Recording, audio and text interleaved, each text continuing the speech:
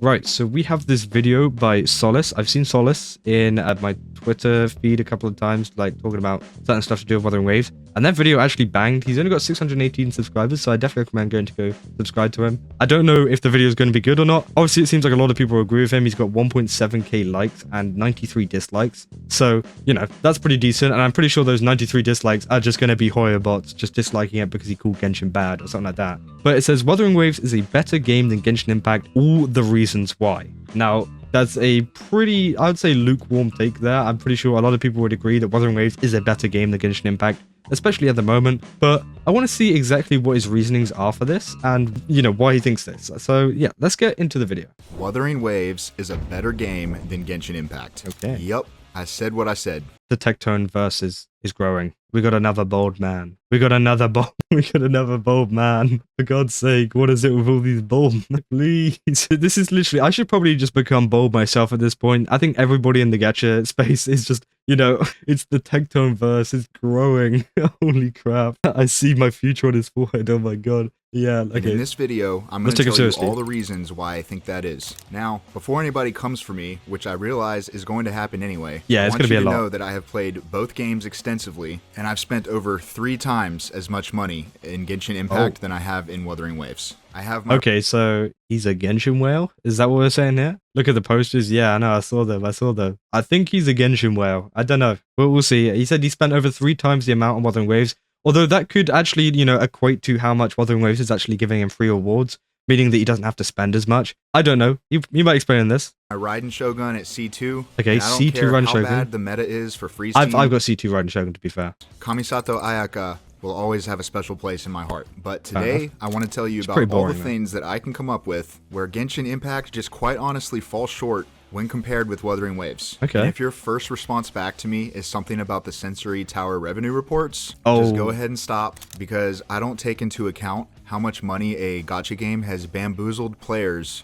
into. Yeah, that's very true. There is this whole thing at the moment with the gacha revenue chart and the Sensor Tower that people have been like very like, you know, people call it the monthly gacha PvP for a reason, because a lot of people fight over a lot of the revenue that's going on and how much a game is making, thinking that makes a game better, when obviously it doesn't. I've mentioned this a ton of times in my videos. Genshin Impact isn't a better game than Wuthering Waves. I honestly think, in my heart, I think that Wuthering Waves is the better game, but obviously Genshin Impact makes more because, you know, it was right place, right time. Obviously, COVID happened, and a ton of people started playing Wuthering Waves because of that. They were at home doing nothing. Not Wuthering Waves, sorry, Genshin Impact. They're at home doing nothing.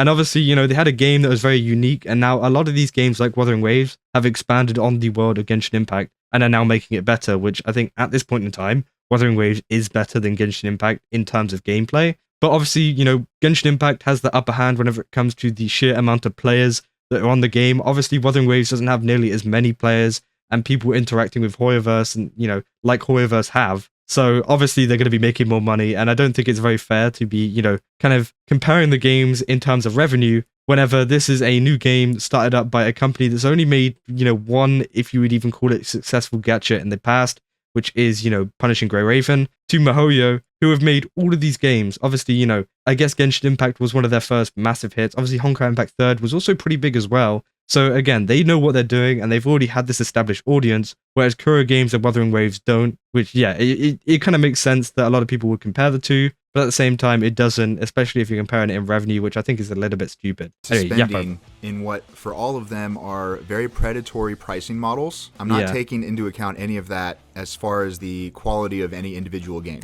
But hey, first, if you're new here on my channel, what's up? I'm Solace. And I make videos about gacha games. Guides, news, just whatever I feel like making. I love that title, Gacha Game Enthusiast. That's what I'm going to start calling myself. Please consider hitting the subscribe button. I would greatly appreciate it. Alright, now let's get into today's video. The first thing on my list is going to be how generous the developers are for Wuthering Waves and how that impacts the new player experience. Okay. The new player experience is going to be significantly better than it is for Genshin Impact for one simple reason. And that reason is Wuthering Waves gives you 3 free 5-star characters from the standard banner, as well as something like 30 free polls for the limited banner, if I remember right. Now, Genshin Impact just recently did a thing where you can also get a 5-star character of your choice from the standard banner, but it's only a single character, and it took them over 4 years to add this to the game. And I definitely think that is a factor. Obviously, you know, getting a lot of free characters and a lot of free pools is really good. But I think that a lot of people do just play Genshin Impact because they know someone else is playing Genshin Impact, or, you know, they've heard about it and they, you know, it's just the bigger game. And I don't think they really care about the free rewards. Obviously, if you're a gacha game enthusiast or whatever, you know, and you want to play all of these gacha games and you still haven't for some reason played Genshin, then maybe you'd be a little bit more bothered by this. But I think, you know, they have added this new free 5-star stuff, and I think they've added a lot of pools for people coming into the game. So I think Genshin has actually improved on this a little bit. But yeah, I definitely see why Wuthering Waves is much more appealing to a new player, not only because of this free reward stuff and then they're getting more free rewards. I think also the fact that, you know, there is like this less story to get through. Obviously, Wuthering Waves, you could probably complete the entire story within a day if you really wanted to. You could marathon it, you know, start in the morning and then you probably end up waiting till the evening and you finished all the story. Whereas Genshin Impact, it has a very, very long story and it's much more, you know, it's harder for people to get into. And I think that's also like similar if you look at like a lot of anime as well. Obviously, One Piece, a lot of people don't want to get into One Piece because it's so long, it's so daunting. And the same is becoming with Genshin Impact. Once Genshin Impact becomes even bigger and even longer, less people are going to want to play it, less people want to get involved in the story. And I think that's the same for pretty much any story. I think Wuthering Waves is going to become like this in the future. Whenever there's more story, it becomes less appealing for people and new games become more appealing. But as long as they keep the story good, I definitely think people will still come back and, you know, keep playing the game for it because people will say, hey, this story is good, it's worth it near the end. And that's why One Piece is still so big, because people are like, hey, if you get to episode 500, it's good. And some people do, you know, sit through 500 episodes and, you know, watch that kind of stuff. Note the free character is the version only in Genshin, so it doesn't exist anymore in barely 2 days. Oh, okay. Well, you know, it definitely does give an incentive for a lot of new people to join at that time period, though, which I definitely think is good. I'm pretty sure when the game stops giving out free rewards in a single update, there'll be like a sign of peace broken and huge dramas occurring that players complaining. Genshin avoided that for a while. Yeah, I think so. I think like a lot of these kind of gacha games that are competing with Genshin, and you know, whether that's Wuthering Waves, whether that's a different game, they're competing for the game, and now people are realizing, hey, we can have this game, but like with more better rewards. Like, why are we playing Genshin still? You know, why aren't we playing these games that are actually respecting us and giving us better rewards and stuff? Never give out free 10 pulls. The main part of having fun in any gacha game is being able to play with characters that you like. And Wuthering Waves allows you to do that from the very beginning of the game. I thought that was a very cool touch. Has honestly been so generous with what they've given us in Wuthering Waves that it's actually had like some kind of reverse psychology effect on me where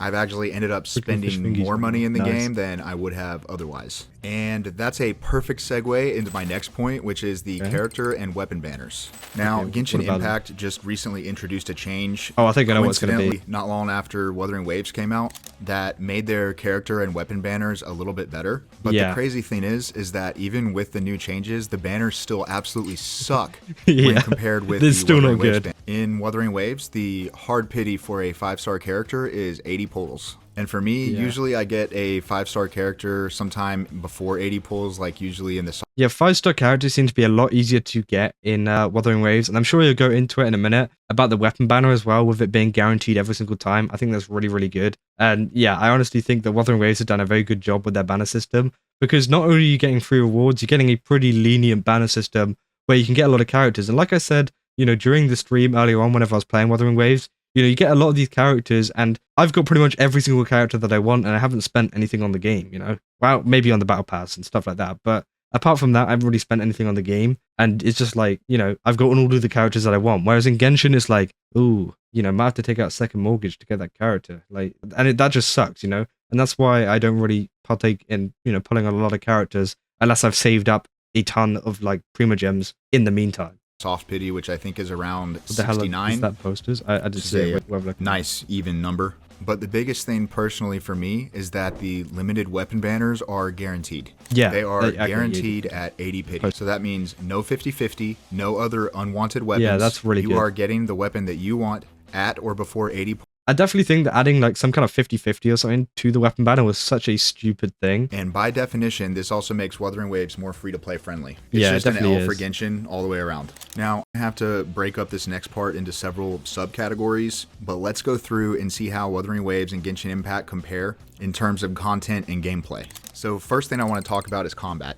Don't get me wrong, I enjoy Genshin's combat very much. Genshin's combat is very different, I think. to a lot of other gacha games. I definitely think they've done things very well. I definitely think that, the reactions and stuff with a lot of, the characters, I thought was really cool. It did obviously get boring after a while. Why is this HP 69? Oh god. Yeah, I definitely think that a lot of the reactions are really, really cool. And that, they were interesting during the start of the game, but I think they just got kind of boring over time. And I think that Wuthering Waves has kind of introduced this new thing with intro skills and stuff like that. And they're also doing new stuff with like Yohu's quick time event and stuff like that, which I think is very, very good for the game. And it's what like Genshin Impact should have been doing, They should have been adding stuff like Yohu's new stuff to the characters to make it a little bit different and to switch up, how they're actually, the system works and everything like that. But Genshin just stuck with the same reaction stuff, which got kind of boring. Now, they did have some kind of variations, like Navia with a big gun and stuff like that. Obviously, that's very different to some of the other characters that we've seen previously with the swords and stuff like that.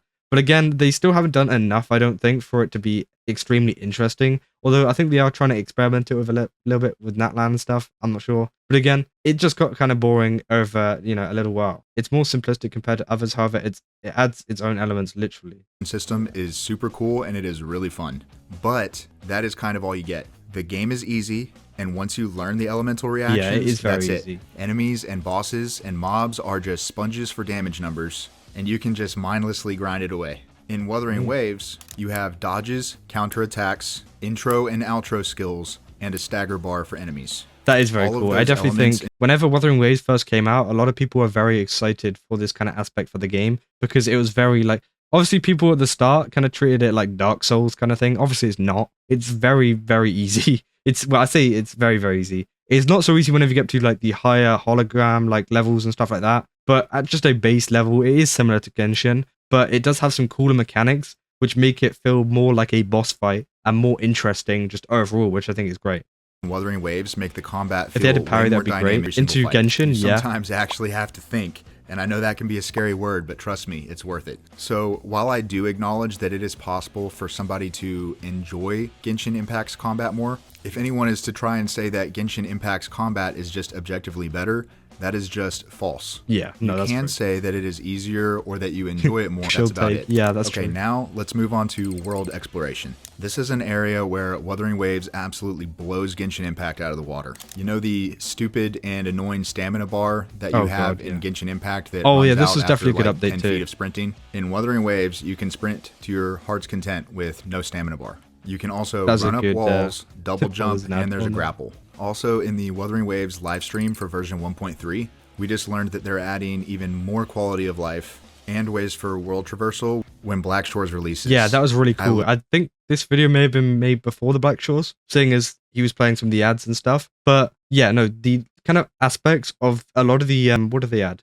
They added like the portal system and stuff like that. I thought it was very cool. And they added like a lot of new stuff to the Black Shores area, which made exploring and kind of, the puzzles very exciting, especially during the story, because obviously, with a lot of Genshin story, it's like, oh, go do this puzzle for about an hour and then like come back to me. And then you get really annoyed and just taken away from the story a lot. Whereas with Wuthering Waves, they kind of like gave you like, hey, here's a quick puzzle, do it for like 5 minutes, and then you're back in the story, which I thought was much better, and it kind of fit it much better. Obviously, if you want to do a lot of this story puzzle kind of stuff, you can do it in the open world, which they did add. But I think, yeah, during like the main story and stuff, it did get kind of weird. So yeah, I definitely prefer this kind of, stuff in Wuthering Waves to Genshin Impact. Literally so yeah, feel soaked now every single time that I'm playing Genshin and I run out of stamina while climbing a wall at the same pace that Joe Biden unsuccessfully climbs up a flight of stairs. And also in the same vein as world exploration is mining. Now, this is one of those really small things, but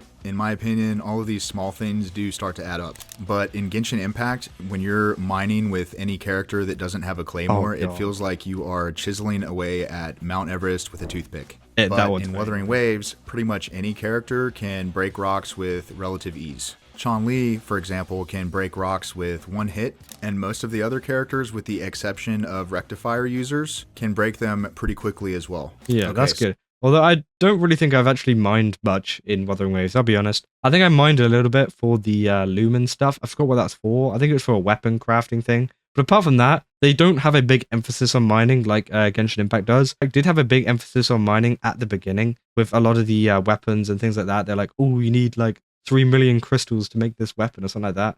Whereas Wuthering Waves, yeah, there's less emphasis on it, and also they just have a better weapon banner, so you don't have the need to actually go mining so much, which I definitely think is a very, very cool aspect and a very, nice feature that they've added, if you can even call it a feature. It's just quicker, it's a quicker process, and it just feels much nicer. So next up on my list is endgame content. If you've ever hit the endgame in Genshin, you probably know that the endgame just consists of basically you just keep leveling your characters, grind artifacts, do your spiral abyss, yeah, it's just a damage and then you log back in for real when there's an actual story update. Now, I know they added that new mode recently, again, coincidentally, not long after Wuthering Waves came out, but it's only... Yeah, I think a lot of this as well, they kind of, they've added a lot of stuff since Wuthering Waves has come out, which I think is really good because obviously it gives them a little bit more of competition, and it seems that, Hoyoverse are actually making changes to this. Now, I don't think they're making enough changes. Obviously, with the whole 5.1 live stream, it was a bit, it was a bit lackluster. There wasn't much going on there, and I think they could have done a lot better. But I think over like a couple of updates, a lot of the quality of life stuff that's come out has been better. But I think they've always had that Hoyoverse twist on it, where it's like, we made it better, but also we've kept a couple of things from you because, we just don't want you to have fun for some reason. Like, for example, the artifact thing. Obviously, they finally added a thing to allow you to, synthesize artifacts where you could actually make your own kind of, stats and stuff on the artifacts. But they're like, by the way, it's like really hard to get this currency and it costs you like the equivalent of like 5 fully leveled up artifacts, which just made no sense at all. And it's like, okay, well, you just turned a good update, a good quality of life update, into a bad one, whenever you could have made it like exactly the same to the other game, Honkai Star Rail, who's done a good job at, managing to synthesize that kind of stuff. One more mode, and it's not that great. Now, in Wuthering Waves, you have the Tower of Adversity, the Elusive Realm, and Hologram Ball. It's annoying because Honkai Star Rail and Honkai Impact 3rd don't have the issue because they have a different director who isn't stuck. Yeah, exactly. It's just due to a different director, really. Even though they do have the abilities to, just take something from one of their other games and just put it in a new one. They kind of have the copyright over that, I guess. Imagine you can't mine a rock with a sword and you have to walk 200 kilometers to get a pickaxe. Yeah, that'd be annoying. Bosses. The Tower of Adversity could admittedly use there's changes, a lot of very but that's your Spiral Abyss equivalent. The Elusive Realm is a roguelike mode, and honestly, in my opinion, it is absolutely incredible. It is, and they add updates to it with every new iteration that just continuously keep making it better. The hologram bosses, though, I think are the best part of the game. For anyone who wants it, they essentially just provide a tough challenge, which is something that just quite literally doesn't exist in Genshin. And part of the I definitely think as well with the hologram stuff, a lot of what Genshin did with the Spiral Abyss and stuff is just like, oh, you got to have a good build, or you've got to have like a good character and use the kind of meta team and you'll win, pretty much. It's just like a damage check kind of thing. Whereas with Wuthering Waves, they make them so insanely hard that you need to parry, you need to dodge, you need to know when to escape, you need to know when to attack to actually get them down, which I think was a very, very cool aspect that they added. And, it creates a much more harder game mode for the players that want it. Obviously, the hologram isn't for everyone. You don't have to play it. And, they're not forcing you to play it at all. But it is there for the people that do like the challenge. And obviously, a lot of Wuthering Waves creators have really enjoyed the changes in, the holograms, as we've seen with the tournament that Techone did like a couple of months ago. With who was it? Was it Mr. Pokey, Hex Juice, and like Rexland and some other people? I think it was Maddie Chu as well. They were all like fighting the hologram, and I thought that was very cool. And I thought it was a very cool event that went on because it was actually challenging, and people struggled with it. I think Mr. Pokey died like straight away. But again, there's people that actually took on the challenge and people that didn't, which I thought was very cool. I mean, it would be great if they had their own workshop like Steam to make skins and sell them. I mean, that would be cool. But again, I don't think having a whole like marketplace would be cool. I just think they should add skins just like any other game, really. And I think that Wuthering Waves are planning on doing that in the future. Obviously, I don't know for sure. There isn't any official information on it or anything like that. But we've seen a lot with the Korean stores and stuff like that they've been making like skin concepts kind of thing to kind of entice people to come over to their pop-up shops, which I think look really cool. And I hope that they do add them into the game. And they've got previous games too, like PGR, which are like literal skin farms. There's so many like skins in that game. It's like, bro, why don't you add this to your other game? But I definitely think it's just because it's like kind of early. It's only 1. What are we in now? 1.3? It's early. We've only had like 3 updates. Well, I say 3, probably 4 if you include the release. But again, there hasn't been that many updates, and hopefully they do add more skins at a higher level. Because obviously Genshin adds skins, but every like year, which kind of sucks because it means there isn't very many and people don't get so excited. Whereas you got games, as I was saying about earlier, Azure Lane, they got so many skins. They got multiple ones for multiple characters, which I think is great because a lot of people really enjoy them. So hopefully they do add that aspect to Wuthering Waves, because I think, again, that'll add an entire layer of enjoyment for a lot of the other players. I just finished Black Shore's exploration. That was really fun. Yeah, I know. Black Shore's is so Fun good. for the hologram bosses is actually just re-clearing them with different teams and different characters just to see what you can do. And considering that Wuthering Waves just came out a few months ago, I would anticipate that there's going to be even more in-game content coming in the future. Oh yeah, definitely. Now, I can go either way on this, but sometimes I don't want to read the story, and sometimes I just want to get back into action. Well, guess what Wuthering Waves has that Genshin Impact does not? If you guessed a story skip button, you would be correct. This is a really cool players, part. Myself, I think, like, with a lot of the events and stuff like that, where I don't really want to listen to the story, I really enjoy just having that skip button, you know?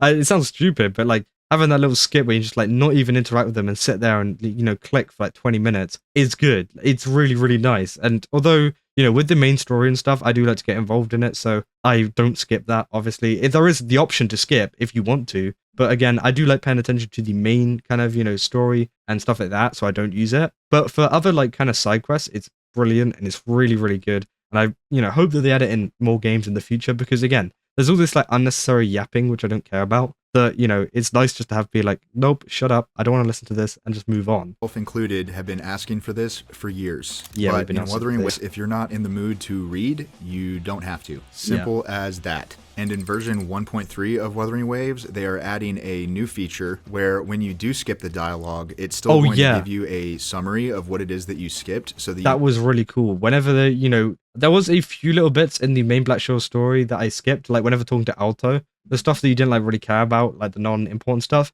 it gave you a rundown of what happened, which you can quickly read, literally 10 seconds. You'll be like, Alto shows you where the store is, or something like that. And that's pretty much it. And then you have an entire kind of like understanding of what actually happens in the story, rather than skipping it and just being like, where am I? Why am I in the middle of a boss fight kind of thing? So it is nice that they do add that as well. So people do still keep up to date with the story, just don't have to sit through like 20 minutes of yapping. You know, from Kuro Games. Okay, so next, let's talk about the ecosystem in Wuthering Waves versus the artifact system in Genshin Impact. There's really not a whole lot to say with this comparison. Literally just everything about the ecosystem in Wuthering Waves is better than the artifact system in Genshin Impact. In Genshin, it is an endless grind, and at the end of that endless grind, you probably still won't have an artifact with the correct main stat that you want. Now, they did just... Yeah, the Navia stuff that I talked about this earlier on stream. I've been farming for Navia for about, at least say 2 months, like properly 2 months. I've been farming the same domain over and over and over and over again, and I still don't have the right piece, and I still can't use strong boxes because there isn't one for that piece. So I have to keep grinding and grinding and grinding. I still don't have a piece. And then I finally get a crit damage piece, which might work on the circlet. And then it rolls into defense or something like that. It's like, well, okay, now I have to go again, over and over and over again. It gets so annoying.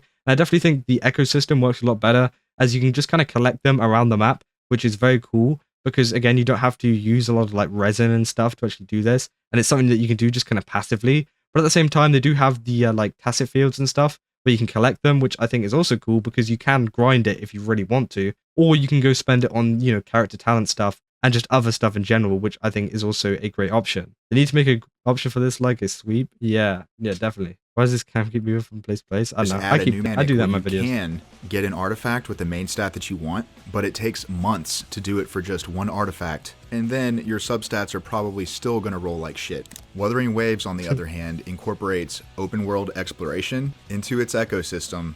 And there are game mechanics to where you can pretty regularly get these items called malleable echoes, which allow you to choose an echo with the main stat of your choice. Yeah. And the fact that you can use your echoes in combat adds an entire extra layer of complexity. Like I said, there's really not a whole lot to compare. Yeah, it's really cool that you actually get to like use them in game too. And now let's just talk about the devs. One thing that really stands out about Wuthering Waves is how quickly Kuro Games responds to feedback. And they're kind of doing that out of necessity if you think about it, right? Because they know, and every other game developer knows, that they will not be able to get away with what Genshin Impact has done over the last 4 years. Yeah, no, I think that's definitely an important point to bring up. If Wuthering Waves did what Genshin Impact did now, they would die. Like, it'll be dead right, you know, it'll be at the bottom of the Gacha revenue chart. Everyone will be clowning it, and it'll be over, you know?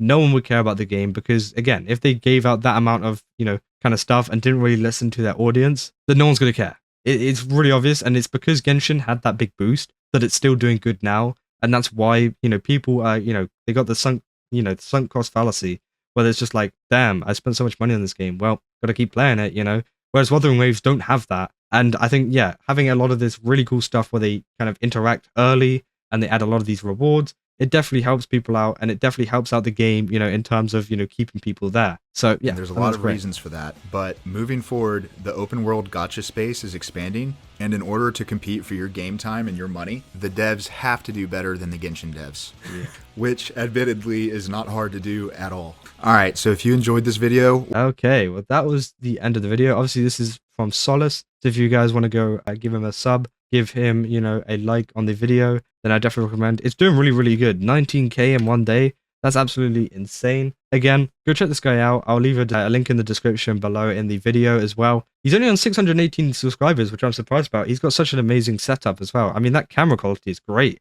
And he's got a really cool, you know, Blue Yeti there as well. So I definitely recommend going to go check him out. It seems like he's going to be making a lot of content like this. Again, really, really cool video. Very interesting to talk about, you know, some of the stuff that is better than Genshin Impact. But it would be really nice to see, you know, a video talking about maybe Genshin Impact or even another game's, you know, better things to Wuthering Waves. I think it would be cool to kind of, you know, play devil's advocate in terms of, you know, stuff that's good about Genshin Impact that Wuthering Waves maybe not, you know, aren't doing. Or even just stuff that Wuthering Waves aren't doing that they could improve on. I definitely think that'd be very cool to add in the video. It looks like that one bald man staring. Yeah. No, again, it's nice to have another Techone in the kind of field. Again, he's kind of evolving into the Techone verse, which we're seeing currently in a lot of the gacha videos. So yeah, definitely go subscribe to him. And if you enjoyed this reaction to this video, then don't forget to leave a like and subscribe. And yeah, that's all I got.